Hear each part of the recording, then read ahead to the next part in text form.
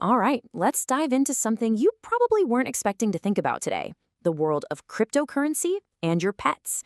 Yeah, I know, it sounds a little out there, but what if I told you that blockchain technology could actually be the next big thing for our four-legged family members? Let me show you what I mean.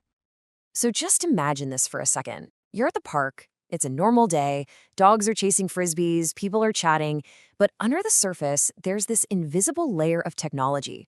That cute dog running past you, its entire history is verifiable with a simple scan. That little microchip under its skin is doing way, way more than just holding a phone number. So, how does this all work? Well, it all comes down to something called a cryptographic identity. The easiest way to wrap your head around it is to think of it like a digital fingerprint for your pet, one that's totally unique and impossible to fake. It's a permanent, super secure record of everything about them, living on a blockchain, and it's all tied to that tiny little chip they already have.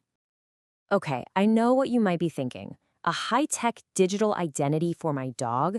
Isn't that a little bit of overkill? And that's a fair question. The answer, though, lies in a problem we've all dealt with: the absolute mess that is pet paperwork. I mean, come on, we've all been there, right? You're digging through a folder trying to find that one vaccination paper from 3 years ago. Or maybe you're getting a pet from a breeder and just hoping all the pedigree documents are legit. For animal shelters and breeders, this isn't just an annoyance, it's a massive, constant headache. Paper gets lost, it gets damaged, and believe it or not, it can be forged. And trying to verify anything means getting on the phone, sending emails. It's just slow. So just look at the difference here. This is the leap we're talking about. We could go from a world of dodgy, forged documents and lost records to one where every pet has an unchangeable, immutable history.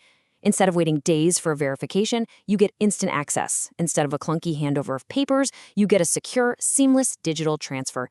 It's really night and day. So in the real world, what does this actually look like?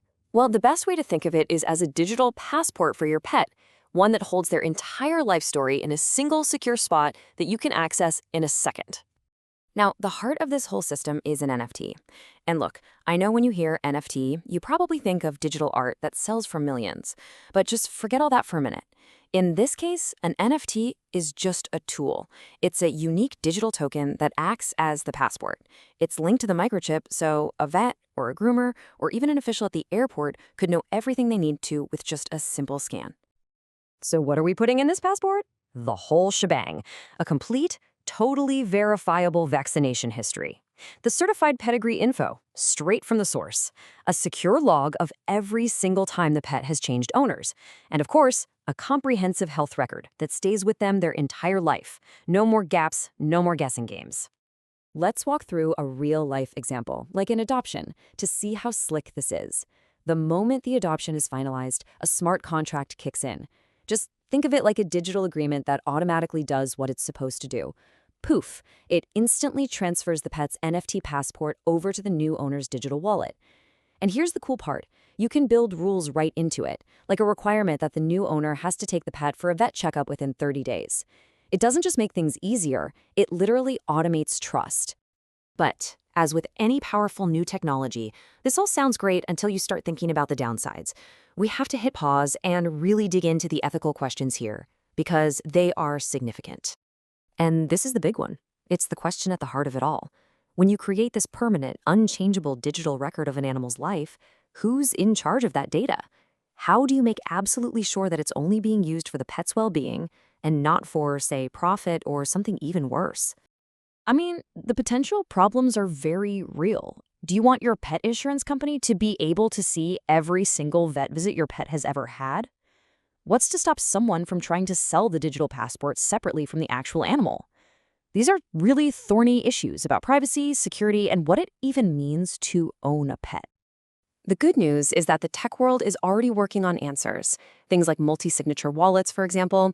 That just means any big change to a pet's record would need approval from more than one person, like maybe you and your vet have to sign off on it. Or decentralized ID systems, which could give you, the owner, total control to grant or deny access to specific info. So the problems are there, but so are the potential solutions. Okay, so let's zoom out for a second. Let's step away from the dog park. Because giving our pets a cryptographic identity isn't just some quirky niche use of new technology. It's actually one piece of a much, much bigger puzzle that's being built as we speak. What we are really, truly talking about is building a web of trust. A future where it's not just people, but also our pets, and even important things like cars or houses, all have secure, verifiable digital identities. This is a fundamental change in how we prove that something or someone is exactly what or who it claims to be. And that brings us right back to where we started, the dog park, a future that might be a lot closer than any of us think.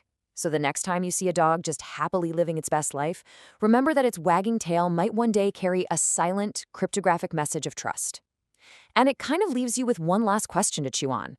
If we can build a system to prove the identity and history of our pets with absolute certainty, what does it say that we still have so much trouble trusting the information we see about each other every single day?